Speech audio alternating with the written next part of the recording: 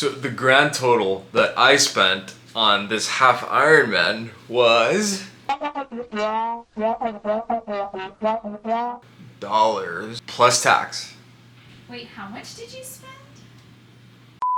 Hey, welcome to The Silver Lining. Today, we're talking about how expensive an Ironman is.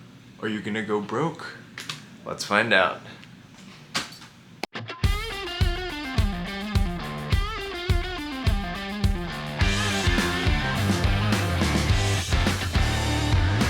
Alright, let's get started. This is the money I spent on the Ironman. So I believe I'm going to be in the middle of the range, not so cheap, but not way out there and super expensive. I'm going to split this up into 5 categories. First, I'm going to start with the main kit, and then I'm going to go in the order of the race, followed by the optional.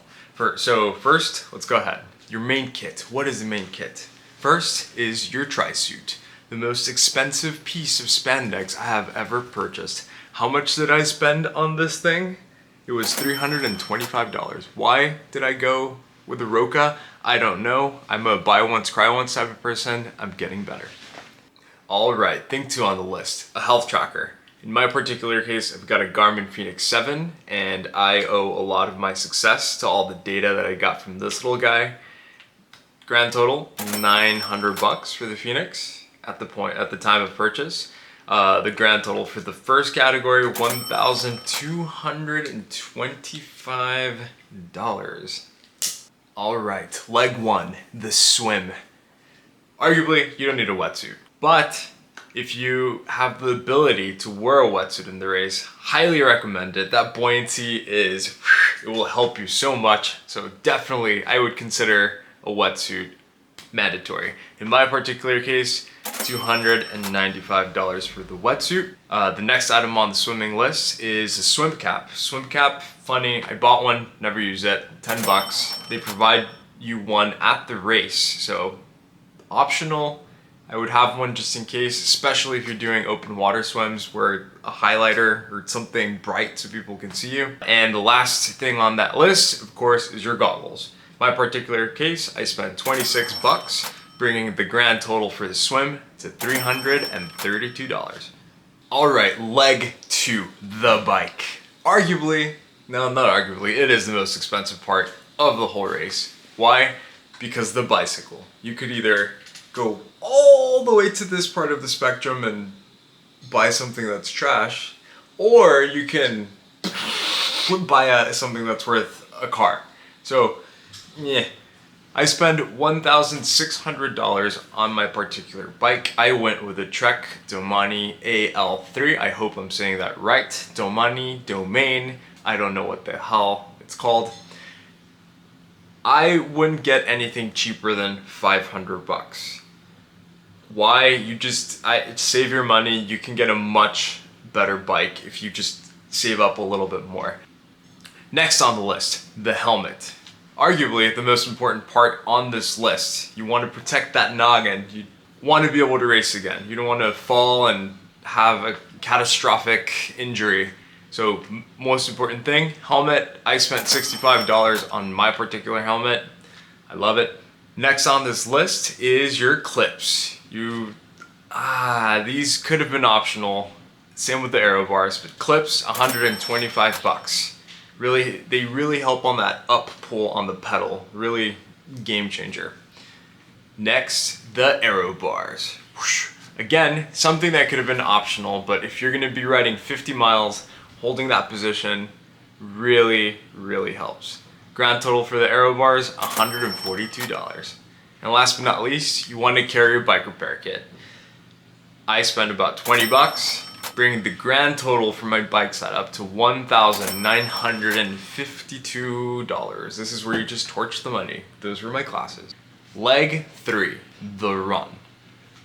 Most important thing, sneakers. I spent $160 on mine, and I've got the ASIC Nimbus, like the broom from Harry Potter.